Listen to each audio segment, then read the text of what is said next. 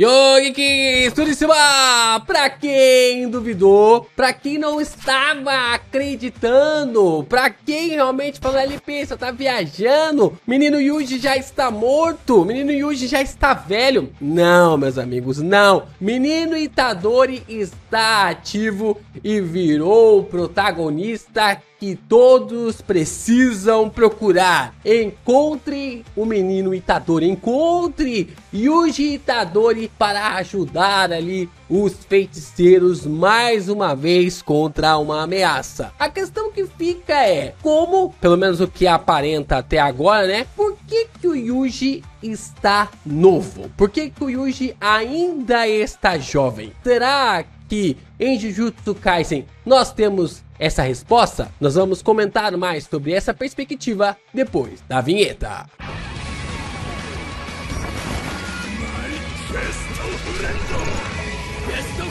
Desde o começo do mangá de Jujutsu Kaisen, nós sabemos que o Itadori, ele tem uma característica física extremamente diferente. O nosso menino, ele já é apresentado no primeiro episódio, no primeiro capítulo, como alguém que consegue arremessar uma bola de peso ao ponto de afundar uma trave como se fosse nada. Eu até costumo brincar que o Itadori, ele é inspirado no Sado, ali de Bleach, né, a força específica, o cara que realmente que é extremamente poderoso, sem ter nenhuma Heiatsu ainda, né, já era forte, seu corpo já era diferente de uma forma realmente muito singular. E o Itadori, ele é muito inspirado ali no Sado, né, e não é à toa que ele é colocado no sentido de ser o protagonista. Até a ligação do vô do Sado com o Sado, do vô do Itadori com o Itadori, nós temos essa questão relacionada ali ao personagem. E isso é visto desde o começo de Jujutsu Kaisen, através ali dessa assimilação do Itadori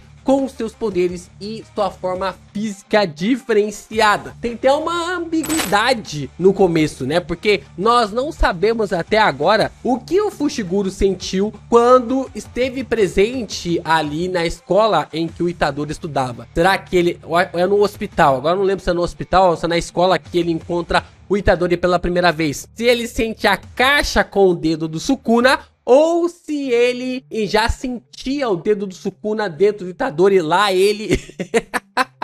E porque ele acabou nascendo, né, com esse dedo selado dentro de si. Mas a perspectiva que fica nessa situação é que Yuji Itadori, desde o começo, desde o primeiro capítulo, desde sua concepção, ele já é um corpo totalmente diferente. Ele foi gerado, ele foi criado, ele foi modificado para ser o receptáculo perfeito de Ryomen Sukuna. Porque nenhum outro corpo conseguiria aguentar a pressão da energia amaldiçoada do Rei das Maldições. E o Itadori foi forjado, ele foi formado e forjado para essa função, aguentar todo o poder, toda a base poderosa de Ryomen Sukuna. E é claro que isso teria consequências para o nosso menino. Meus amigos, acharam que Gege Akutami não viria com uma pedrada em Jujutsu Kaisen módulo? Ah, meus amigos, até no anúncio a gente percebe, né? O anúncio lá do primeiro capítulo já gerou grande confusão, né? Grande, realmente assim, comoção, porque era só módulo, depois virou Jujutsu Kaisen módulo. E é claro, né? Toda essa empolgação merece o seu like, você se inscrever aqui no canal, compartilhar os nossos conteúdos por aí. É muito importante você continuar reagindo, comentando, divulgando ainda mais os nossos vídeos para que o YouTube continue a propagar ainda mais os conteúdos de Jujutsu aqui no Geek Brasil. E você ainda pode se tornar membro do canal, mandar o seu valeu e mandar o seu hype pra gente continuar discutindo e conversando aqui. Discutindo mesmo. Curtindo aqui todas essas bases e ideias envolvendo ao Itadori e também a Jujutsu Kaisen. Clica aqui embaixo, ajuda a gente com valeu para fornecer ainda mais vídeos deste mangá incrível. Toda essa base acaba sendo cada vez mais aprimorada através do combate do Itadori contra o Sukuna, quando o Sukuna acaba forjando ali para que o Fushiguro comesse, devorasse ali o seu dedo. Até então, muita gente ficava vendo essa formação ali do Itadori, essa força física extravagante do personagem, como se fosse apenas ali algo focado à sua base de energia espiritual, da sua energia amaldiçoada. amaldiçoada. Só que não era bem assim, porque quando o Itadori tá conversando ali com o Sukuna e ao mesmo tempo lutando contra o personagem, o Sukuna começa a compreender que o Itadori ele era uma aberração, que o Kenjaku havia criado uma aberração perante ali aos poderes do Itadori, porque logo de cara no combate entre os dois, um bloco de prédio cai ali perante a rua e o Itadori chuta aquilo como se fosse uma bola de futebol. O Sukuna, observando que o Itadori estava fazendo isso sem muito aprimoramento de energia amaldiçoada, ele começa a ficar tipo assim, que é isso? Que força física é essa? O que esse garoto tá fazendo? Porque até então, o que o Sukuna entendia é que toda a base de força do Itadori era relacionada ao seu próprio poder, mas não foi isso exatamente que aconteceu. E é claro que toda essa ideia gerou ali uma concepção muito interessante dos significados da origem de Yuji Itadori. Na verdade, ressignificâncias da origem de Yuji Itadori. O primeiro ponto que nós temos aqui dessa base é que o Sukuna, fingindo estar ali com sono, conversando com a Uraume, é que, assim como você também sabe, Itadori Yuji nasceu com um objeto amaldiçoado, meu dedo, selado dentro dele, para que se tornasse um jogador da migração à extinção. Suponho que isso tenha sido uma medida necessária para garantir a sua força como receptáculo, ou seja, desde o seu nascimento, o Itadori ele é forjado para ser o receptáculo do Sukuna. Então, desde sua concepção, o Itadori foi se acostumando com a energia amaldiçoada do Sukuna, para que quando o Sukuna fosse trazido de volta, o corpo do Itadori não simplesmente virasse ali gelatina, né? Virasse ali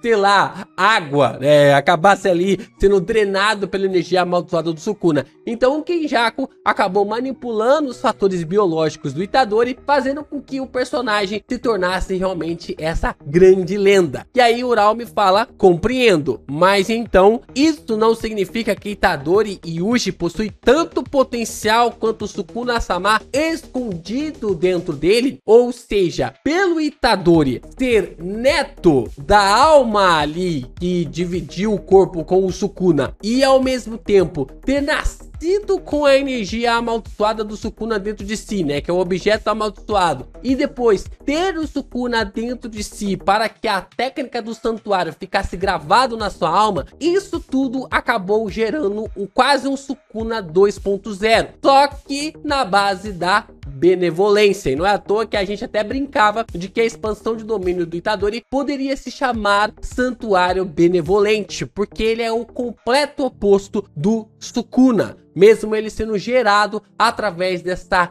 replicação sobre os poderes de Ryomen Sukuna. Então o que o Rei das Maldições faz? Quando ele está dentro do corpo do Itadori, ele decide arriscar. Ele decide transformar o dedo do Yuji em um objeto amaldiçoado, pegar toda a energia amaldiçoada que ele tinha acumulado dentro de si e passar para o corpo ali do Fushiguro. Então, o dedo que o Itadori tinha dentro de si selado desde o seu nascimento, mas todos os dedos que o Sukuna tinha digerido até agora, ele pega toda essa energia acumulada, acumula ali no dedo, passa para o Fushiguro e consegue subjugar. Na verdade, ele consegue afundar a alma do Fushiguro para assumir o controle do corpo ali do Megumi. E o que nós temos? Nós então temos uma das cenas mais intrigantes do capítulo 220, que é o que? Nós temos a conversa ali do Itadori com esse rapaz que eu não vou lembrar o nome agora. Eu não vou lembrar o nome dele, né? Que tem a habilidade de usar ali os poderes de pudim. Ele fala o seguinte, ó, espera aí, eu soube o que tá rolando. O Sukuna não tá mais dentro de você, né? Ainda vai conseguir lutar assim? Tanto faz. Ele nunca me ajudou em nada. E aí o Itadori vai e fala o seguinte, a Ieri-san disse que agora é como se eu fosse um objeto amaldiçoado ensopado numa energia amaldiçoada chamada Sukuna. E é interessante ver essa questão porque o próprio corpo do Itadori se tornou um grande objeto amaldiçoado. É uma perspectiva assim até mesmo intrigante, porque um objeto amaldiçoado, principalmente objeto amaldiçoado, se eu não me engano, não sei se eu posso estar errado aqui, mas um objeto amaldiçoado, ele é indestrutível. acaba sendo indestrutível na questão de ser de nível especial. E dá pra presumir aqui que se o Itadori acabou absorvendo a energia amaldiçoada do Sukuna desde o seu nascimento, o Sukuna do jeito que é claro que o corpo total do Itadori se tornaria ali em um objeto amaldiçoado de nível especial. E como o próprio Gojo havia falado e comentado, ele tenta até destruir ali o dedo do Sukuna e não consegue, porque o dedo do Sukuna era um objeto amaldiçoado de nível especial e utilizando ali o Mugen, ele não consegue ali destruir o corpo, né, o dedo ali do Sukuna. Então, se o corpo não pode ser destruído, será que é nessa temática que temos a resposta de que o Itadori não pode envelhecer, de que o Yuji não envelhece ou pode envelhecer de forma mais devagar? E tudo fica ainda mais interessante quando nós nos lembramos sobre ali o flashback envolvendo as pinturas da morte, né? Os irmãos ali de Yuji e Itadori. Nós então temos uma explicação através ali dos fetos amaldiçoados de que no começo da era Meiji, houve uma garota com uma condição genética especial que permitiu ela gerar uma criança de um espírito amaldiçoado. Ou seja, essa criança acabou sendo uma híbrida de um espírito amaldiçoado e também ali de um ser humano. Isso acabou levantando algumas características interessantes, porque os espíritos amaldiçoados poderiam dar uma amplificação muito interessante para que os usuários ali de manipulação de sangue pudessem ter aprimoramentos necessários. E não é à toa que o Chozo é muito melhor como um manipulador de sangue do que a família Kamo, do que até o Noritoshi Kamo em relação ali ao Noritoshi Kamo novo, né? Não o Noritoshi Kamo que a gente tá falando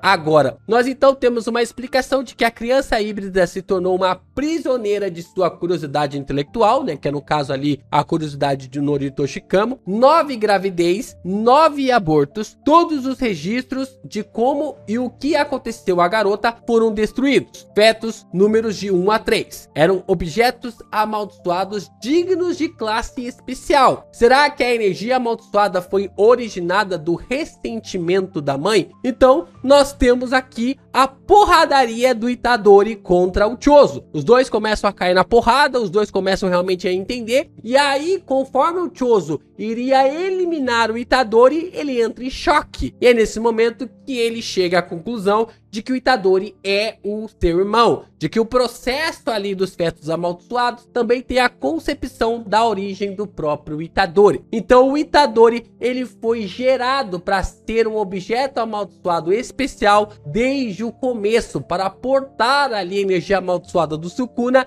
e ao mesmo tempo se tornar o receptáculo perfeito para o rei das maldições. E isso pode fazer com que o personagem tenha um envelhecimento bem mais devagar ou não consegue envelhecer. E nós então temos o detalhe aqui falando sobre o Chozo, sobre o Kichizo e também sobre o Ezo. Por 150 anos, com apenas a noção da existência um do outro, eles sobreviveram presos em algum lugar, né? A gente tem essa base de que eles estavam presos, se eu não estiver enganado, eles estavam presos ali na escola Jujutsu, né? E aí eles acabaram sendo resgatados pelo Mahito quando estavam invadindo, né? Quando acabaram invadindo a escola Jujutsu, aquela confusão toda que ocorre ali da amizade do Itadori e também do Todou. E nós então temos essa concepção mesmo, né, de que os objetos amaldiçoados, principalmente fetos amaldiçoados, podem ter essa concepção de meio que envelhecimento mais devagar, né, um envelhecer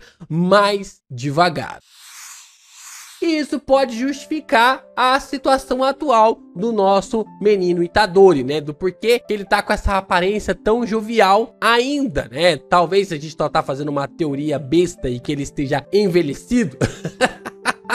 Mas é o ponto, né? É a ideia. Se o Gege Akutami quiser colocar ele com uma ideia rejuvenescida, ele tem toda a camada já meio que tipo para justificar essa ação por causa dos objetos especiais, né? Os objetos amaldiçoados de nível especial, mais toda a questão envolvendo ali aos fetos amaldiçoados e a perspectiva relacionados ali ao Chozo e os seus irmãos. A questão que nós temos sobre isso também, de forma um pouco triste, é que o Itadori Itadori acabou, ou tipo assim, é ele que tá enterrando todos os seus companheiros, né? É ele que tá enterrando todos os seus amigos. O vô do Itadori pediu pra ele falecer cercado de pessoas, mas todos os seus companheiros provavelmente já foram, né? Nobara, Fushiguro, Yuta, Maki, o Panda tá por ali de vez em quando, mas ainda já tá tipo dando vale. Inumaki, Satoru Gojo, todos acabaram ficando ali para trás e o nosso menino Yuji continua em frente. Lembrando que